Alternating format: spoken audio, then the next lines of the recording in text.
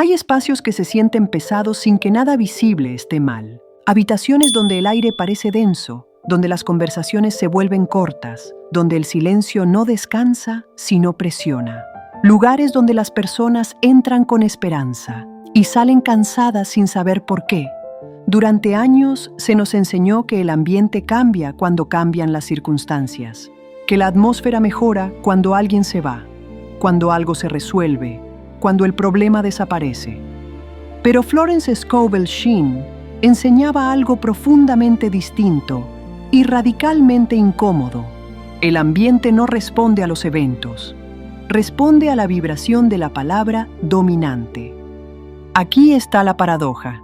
Muchas personas intentan huir de ambientes pesados, cuando en realidad están cargando la palabra que los sostiene.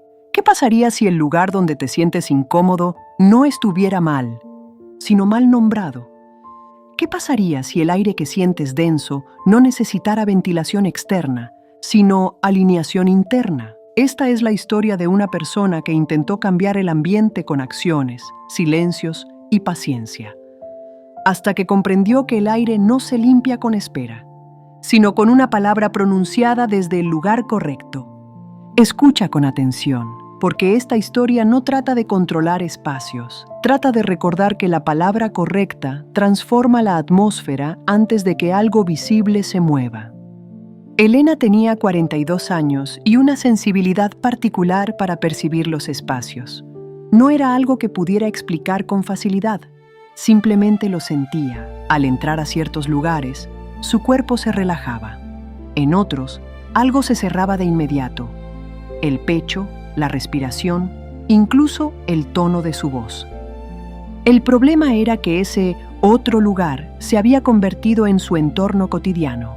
Su espacio de trabajo, un pequeño estudio compartido, había cambiado de forma sutil, casi imperceptible, pero constante. No hubo un evento puntual, no hubo una discusión abierta, no hubo conflicto explícito. Solo un cambio de ambiente. Las conversaciones se volvieron más cortas, las miradas más esquivas, el silencio más tenso. Elena intentó adaptarse, habló menos, sonrió más, evitó temas, ajustó su energía para no molestar. Pero el ambiente no mejoraba. Cada mañana, antes de entrar, su cuerpo reaccionaba primero. Una presión en el estómago, un suspiro involuntario, una sensación de estar entrando en un lugar que no recibía. Intentó cambiar cosas externas, movió objetos, abrió ventanas, puso música suave, encendió velas. Nada funcionó. El ambiente seguía pesado, como si algo invisible se hubiera asentado allí. Y lo más inquietante era esto. No importaba cuánto se esforzara, el espacio parecía responder cada vez menos. Elena comenzó a preguntarse si el problema era ella. Tal vez estoy sensible, tal vez exagero, tal vez debería acostumbrarme. Pero su cuerpo no mentía. Cada día salía más cansada que al entrar. No por el trabajo, por el aire. Una tarde, después de una jornada particularmente densa, Elena se quedó sola en el estudio. El silencio era casi tangible. Se sentó, respiró y sintió algo que ya no pudo ignorar. No estaba cansada de las personas. Estaba agotada de sostener un ambiente que no había ordenado. Ese pensamiento la incomodó, porque implicaba responsabilidad. Esa noche, al llegar a casa, el contraste fue inmediato. El aire era liviano, su respiración se acomodó, su voz cambió al hablar por teléfono. Y entonces la pregunta apareció, clara y directa. ¿Por qué aquí sí y allá no? Elena entendió algo clave. El ambiente no era solo externo, era una respuesta. Pero, ¿a qué? Ahí, justo ahí, la tensión interna llegó a su punto máximo. Esa noche, casi sin buscarlo, Elena recordó un libro que había leído años atrás y que en su momento le pareció demasiado simple. Florence Scovel Shinn. Lo tomó del estante, no con expectativa, con precisión. Al abrirlo, no buscó soluciones rápidas. Leyó despacio. Florence explicaba algo que pocas personas consideran. La palabra no solo crea eventos, crea atmósferas. Según ella, cada espacio está gobernado por la palabra dominante que se sostiene en él, no necesariamente dicha en voz alta, sino repetida internamente. Elena sintió un ajuste interno inmediato. Comenzó a observar sus propios pensamientos en ese espacio de trabajo. Este lugar está pesado. Aquí nada fluye. Cada día es más incómodo. Sin darse cuenta, había decretado el ambiente. Florence enseñaba que la palabra es el punto de apoyo invisible de toda experiencia, y que cuando una palabra se repite sin autoridad consciente, se convierte en ley automática. El error, decía Florence, no está en percibir el ambiente, sino en describirlo sin corregirlo. Elena comprendió algo crucial. Ella había estado reaccionando al ambiente, pero nunca lo había ordenado. Había hablado desde la incomodidad, no desde la autoridad. Florence era clara. El hombre no fue diseñado para absorber atmósferas, sino para gobernarlas con la palabra alineada. Esa frase cambió todo. El ambiente no necesitaba más adaptación. Necesitaba una instrucción clara. Elena recordó cuántas veces había entrado pensando, ojalá hoy esté mejor. Eso no era autoridad, era esperanza pasiva. La atmósfera no responde al deseo, responde al decreto. El momento de claridad fue silencioso, pero firme. No había nada mal con el lugar.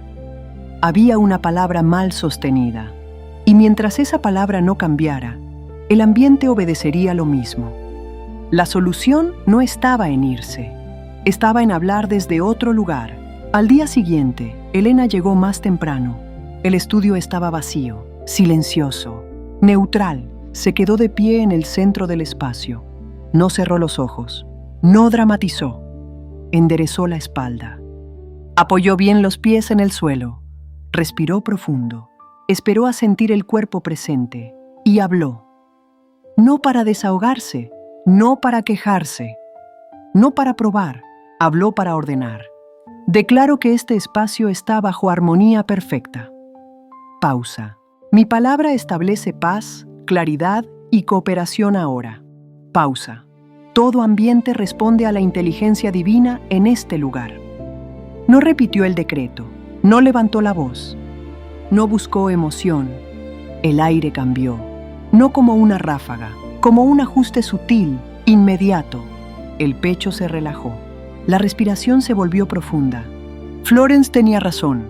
La palabra correcta no empuja el ambiente, lo alinea.